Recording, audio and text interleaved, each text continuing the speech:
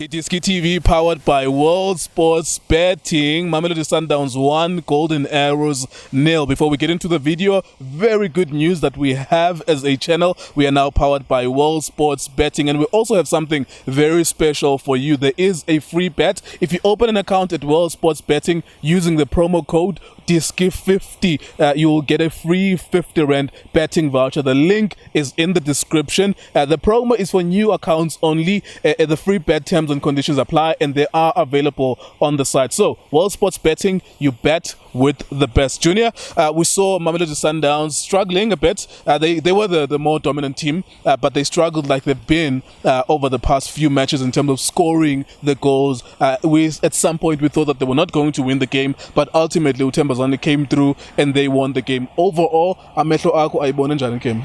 Kululeko, first of all, my brother. It game was very good team, very good game. Ngikhuluma Golden Arrows now team more of ukudlala ibhola, but definitely sure namhlanje they came very disappointed kusho ukuthi ngikhuluma coach Steve Komphela. He came ukuvimba Sundowns, so you understand, but because of class is permanent, my brother, it tells you bafana baba trainile. Ngikhuluma ngamasapu ngitshelile nge-technical team, they made masapu Uthemba Mshishi from on the bench, mabuye lo shaye i-pinpoint square pass esenza ukuthi kube ne-goal. Ikutshela technical team dlale ngukutshela Nkuleko ngithi i-Sundowns akusi best team compared to 3 seasons ago, but because of the technical team and the depth of its squad, you understand, abanaso on the bench. Look at namhlanje uMshishi mawungamcheck uqala on the bench, and uMshishi has been playing ngikhuluma before lockdown, you understand, and umabuye see couple of games now he's starting on the bench, coming on sometimes bamshintsha position, you understand. No Villa start on the bench Keleso, they came in, they make a difference. I knew mina Nkuleko noma usibuza sinotho kusho ukuthi nga first half ngokutshela ukuthi the way man dominate indlela odlala ngayo i-determine in future yakho, but I knew ukuthi abafana bazokhathala. There was movement of the ball, you understand. Ubonile ubuya deep from kuphi, ubuya from deep lo Uthemba le ball le akamanga limthole running wal finish, and the finish was superb umfana. I was excited ngomshishi today. I-playmaking yenza kanje, when you called ukuthi ungene uchange izinto, you do this impact player, because mawungamcheka he came, he make couple of touches and beyanga lose, you understand. Kusho ukuthi namhlanje ufike waba impact player. Lento was expected from him, he did it, you understand. I was very excited nango Rivaldo Kutse ngikhuluma ngayo in the middle, compliment each other man no Hlompo. Mawungamcheka namhlanje lo wamzimba lo bokhathele, ngizosho ngithi umchita ngemnika benefit of the doubt, kuyasho ukuthi beka ku injury, ngoba mawungamcheka manje he was more of comfortable and releasing the ball more quicker, you understand. Mkhulisi happy with him,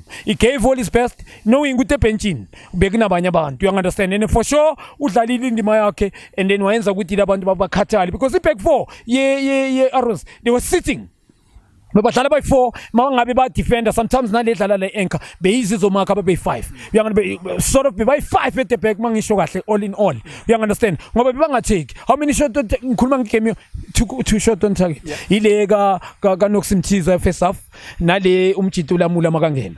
That's all it tells you ukuthi Sundowns be dominate the game, and as score as appear game akusi the score sheet akusi indlela igame appear ngayo i reflection of the game, ngoba definitely Sundowns was dominating all department. Kusho ukuthi indlela engihlale ngitshela Nkuleko, if udlala kanje sharing ibhola and u-attack nga all ama department wing phakathi kusho ukuthi ama chances maningi ukuthi win game. Yeah, I know that you were also not impressed by Steve Komphela sitting. I know some of our fans as well. Remember, you can also send us your videos of how you saw the game as well. 064-525-0513. Send us your way of how you saw the game. I know some of our fans, they send us these videos and send us these comments. What exactly do you do when a team is stronger than you? Coach Steve Komphela, they were sitting back. We shot a video for Facebook at halftime. It was you guys, you and Utso Vilakazi, were 100% sure this team is not playing. They were not even going to score a goal. Exactly how do you approach these kind of games when you know you have inferior players? Nkuleko coach Steve wenze lento yenze uClinton Lasini score 2 ngephulukwane City dlane Kaizer Chiefs sit back. The best way to defend and keeping the ball, keep on attacking. Indlela defender. The strategy abasenzayo, players will get tired. Remember badlala nama Giant. Sundowns they playing bani experience labantu. Badlalile Africa bani experience as Champions League win league again. Individual players ama Giant they representing national team. Bazokushanga umqondo you can't beat experience nale energy amanayo. Uyangana maseyihlangene kuba something they've got couple youngsters abokelethu that could move quickly. You understand? Abayenza different. And nabo bomkhulisi. Labafana lama say mix something experience and those with youngsters nge-energy and experience. Angeke bavimbe. Yes, ngihlale ngikutshela ngithi ama youngsters I love it. Bara kunendlela kusho ukuthi ekumele kusho ukuthi kunesikhathi ekumele ama youngsters balahlele ngawo. IGolden Arrows irrespectively sometimes. Go on ama department. They couldn't make 5 touches. 5 touches ukutshela into ukuthi they were nervous, they were playing backwards and then forward phambili thola ukuthi Sundowns abolibusha ba receiver babodwa. You understand? I'm very very excited njengoba ngitshela nge depth ya Sundowns. Bekuna Cement is not there. Andile Jali is not there. Now I was disappointed ukuthi Andile after watching Rivaldo ngale game lebekayidlala le Highlands Park. But today mamthangilishile umchita. You understand? Look at this very different class.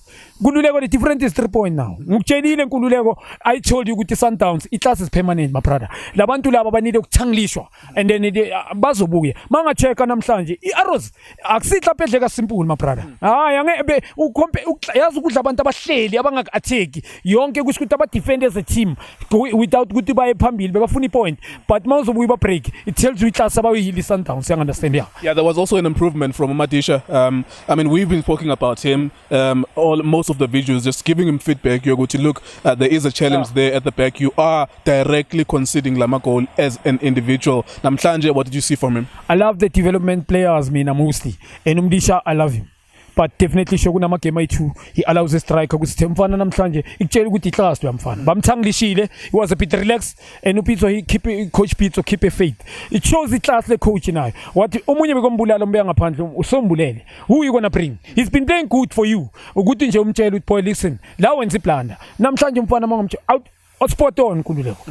Lo mfana lo yana banolibusha yuyu. Nkululeko bengathi kusho ukuthi labajita ngathi badlala isizini yonke. There was a coordination. If somebody goes one wa drop kuba isweeper and then madlenda kuba mnandi bantu badlala ngamnandi. Is it not because maybe they're not being attacked that much? Sometimes you see players doing really well because they are playing against an inferior team and they are not being attacked that much. Is it not because of that? Are we not giving him too much credit now? No. Nkululeko asikhuluma iqiniso ukuthi asisho ukuthi Arrows masithi sit back it didn't mean ukuthi it doesn't mean ukuthi banga attack beba attack athola ukuthi umfana ibhola lilenda kuye and then it turns ukuthi babuyele back yafindabo. You understand? Beka stopper each and every ball. I second ball mangabuli bushwile belwela bekazi ukuthi lo lenda afike dalwini and then alidlale bongamcheck u-comfortable. I love the boy njoba ngisho kulama game ayithu ngilethe down uku-allow ushalulule. You understand ukuthi athena Shinet nangale game le last game Cape Town City. Sure. You understand? Allow Cape Town City with the strikers ten Shinet. You understand?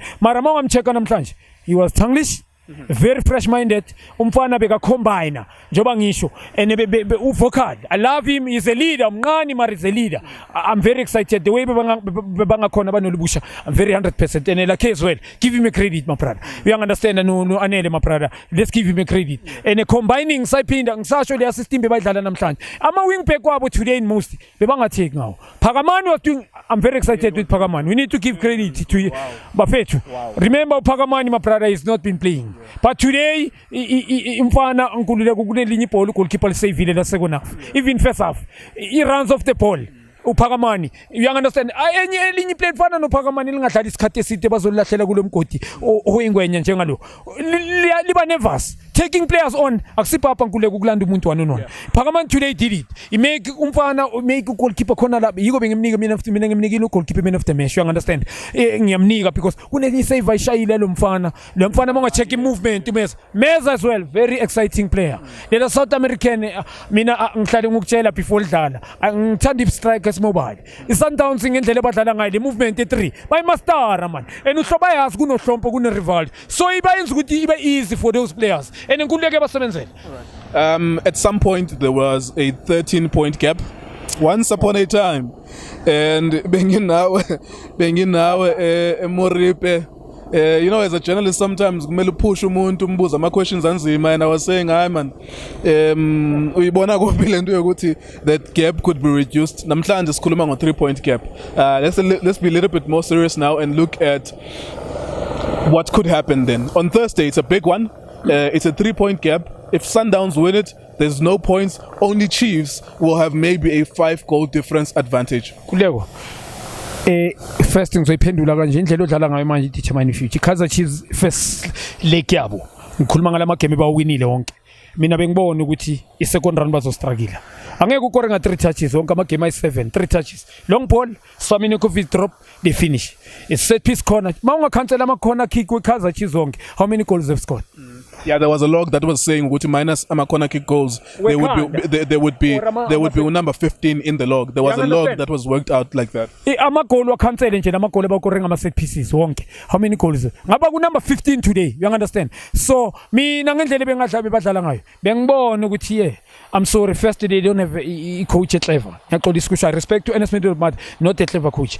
Ben question ama tactics wakhe indlela approach ngayi game. Plan B doesn't have. I knew with every time ngimcheckile ama game more than 11. He brings isape yakhe yokuqala uZuma. 78 minutes he brings uZuma. And umsavile 3 4 5 6 first round. Now uphinda umkhombe ngoba unokungamfaki nokumfaka uRamisi standing. Another thing uzomthini ucoach nangikhune was on the bench akadlalanga even came in and then umbeke standing. You understand nkuleko ama player lacking confident. Mangacheck uKhama inqondo kaKhama ikutshela I love uKhama mina ithumele ngikune my favorite player and Khama Pilate at Kaizer Chiefs. Those are players mina engibelieve ukuthi coach mangaba ukhune if amgayili chance kula magame ahlele. Akusi good team mara ngokumashala defender that lo mfana genius nkuleko. Bekumele amlahlele ucoach amsave but because of angeke ngijubuzile na izolo ngathi ugoalkeeper coach consider 5 goals na 2 games. Bloemfontein Celtics nale game le yePulukwane City. And then bekumele umjita talents amaplanda mina bengimbona. You understand? Unokubusela ibhola egamini bekaba fortunate kwesinye isikhathi. Uthola ukuthi uya consider bamkorele. You understand? Bamsave. So ngisho kuwe ngithi le gap le okhuluma ngayo 13 points. Mina bengangithusa. I knew ukuthi they will drop. Bazodraw badliwe. Ungibuzile namanje ePhulukwane City ngathi bawine kanjani. They won 3-2 78 minutes and then sa debate which is bengibona une point sharp. But mina ngitheka amagoli bawokorile. 2 set pieces wekhanda uzothola team pound to pound Saminokovic either uzothola uBookable angeke adlale ngegame ya Sundowns. You know why? Ipressure bayibeke ezandleni they put the ball kuyimela jump he must win it. Uyayibona ukuthi instruction ukuthi it's a textbook football ukuthi pump it to Nakovic drop it okanye uyazkorela. You understand? Ama team amaningi abeka umuntu oni height yengayi bese kube nomuntu olinda I second ball, so it's not going to work for Kaizer Chiefs. Bese ama team atasladini bese ama team ngeke Chiefs nayizo standing point dominated. Bloemfontein 6 those are my small team nabo Bidvest ba dominate against Kaizer Chiefs. Wonke ama game abengibabonekile engibabukelile wonke ama team wa dominate the scoring, that's all. So bengitshele enye into semamle Sundowns kuleko bakora ngawonke ama engene and mawungaba check iSundowns baphuma ku tight situation my brother. Uyayibona training tells you nge-training session yabo i-coach ukuthi mastermind ngikhuluma ngo-Mr Msimani Rulani Mukwena neManqoba Mngqithi. You understand? I-mastermind because kusho ukuthi bakutshela ukuthi ama-drills wabo angeke ukuthi display egamini. You start training even the finish kamshishi yakutshela ukuthi finishing you've been doing it. I-finishing omunye umuntu ulisa phezu kwebhali pressure number 1 ukuthi igoli kumele likore. You understand, he had to come and score the goal. So nkululeko mina knew ukuthi Sundowns ngendlela abadlala ngayo ne-depth yabo i-technical team i-squad 11 yabo I knew ukuthi ngendlela bese before i-lockdown bengibabona ngayo noma bebaluza ama brother and experience ase-Africa and the experience individual and the quality individual talent abanayo angeke ubadle namhlanje ibonakele kusele 3 minutes for they to punish and mina bengine believe. Last one then, is it as obvious and as simple as Sundowns winning on Thursday? Is it kulula kanjalo nje or because we know Nurkovic is not going to be there. Castro, we were watching him yesterday, he went off because of injury. So maskhuluma nge-Sundowns ne Kaizer Chiefs on Thursday. Is it just that obvious that it's a Sundowns win and that the gap will be 0 points by the end of the night? No, it's not going to be easy. Mele sibe realistic manje. Angeke kube easy. Sundowns need le 3 points. iKaizer Chiefs izotasiyeni ngedraw. Yeah, baba ncane ukudlala ngabantu abayi5 nyamazi la coach. Ngale game ngeke attack. Sundowns definitely will dominate. definitely will dominate. You understand? Coach uzofaka uAkamu afaka uKatsande in the middle. Afake mhlambe 5 at the back. You understand ukuthi angifuni atheka sibabambini. Kanti nkululeko angeke kube easy. Ngizokubeka nje straight. It's not going to be easy, but Sundowns will dominate and mina ngibona Sundowns will win the game. Ngoba they need to come nge-attack. I know Mr. Msimani respect iKaizer Chiefs. Ngiyazi uyahlonipha but icoach cleverly respect ama-opponent bangamcheck. Namhlanje mina bengizitshela ukuthi uyamana nge-second half. Yoba kuyinini. Bengithi umkhipha uRivaldo ashihlompa attacking nga-5 but you have to keep that shape. Believe kula ma player ukuthi mangaba ningenzeli nina ngale diamond system engidlalayo abantu abayi3 including umuntu oyi1 onlandele emuva umkhulisi njoba eliminate afaka umshishi ngizoblame nina. You understand, we are trust ama player wakhe. So it's not going to be easy. Mari Sundowns uyiwina ngoba izoyidominator and angeke defend for 90 minutes la coach. There will be fouls and remember Saminikovic is not there. It means he's going to defend. Castro hamstring awubuyi inkululeko. Awubuyi. So nama player wakhe confident badlala against big giant Sundowns. So Sundowns ne experience abanayo. Ngiyaxolisa dominate game Sundowns. So iKaizer Chiefs will go there for it. Roma Sundowns mina ngiyakutshela uyiwina le game uyiwina. It's not going to be easy. It's not going to be easy. You're winning a technical team and number players. If I winning 11 ekala coming from the bench players, they will make it different. I'm very excited with that boy Bafetch. We need to give him a credit. Every time he come, he makes a difference. Yeah, because the movement it means a lot. Unfortunately, Mabuya, this is what is expected from him. You understand, the coaching trust uyazenzela udemand namhlanje ufikile washaya square pass here to finish uThemba oyicheka le goal ukuthi ukorile uThemba ngoba thina abantu sinokhohla kor uThemba maribheke lize ngobani and look at the pinpoint. You understand, and umchita no, we need to give him a credit, both of them.